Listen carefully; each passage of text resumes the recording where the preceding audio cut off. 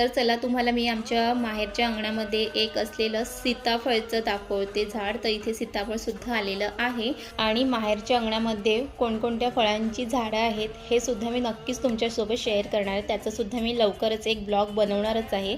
आणि त्यानंतर मग काय आमची गोडपरी उठली आणि मग तिच्यासोबत खूप खेळायला लागली आणि खरंच खूप मजा सुद्धा येत होती। आणि संध्याकाळच्या फंक्शनसाठी छान असं डेकोरेशन पण करणार होते। त्यासाठी जे लागणारं सामान आहे डेकोरेशनचं ते यायला सुरुवात झालेली आहे आणि अजून ते टेम्पोमधून सगळं सामान काढत आहे। आणि हे सर्व जेव्हा सामान बघितलं तर असं वाटलं खरंच खूप छान असं डेकोरेशन बनून तयार होणार आहे। आणि मग काय घरामध्ये डेकोरेशन करण्याची तयारी सुरू झालेली आहे आणि घरातली सगळी माणसं संध्याकाळच्या फंक्शनच्या तयारीमध्ये लागली होती। कोणी हे काम करत होतं, कोणी ते काम करत होतं आणि सगळे बिझी होते।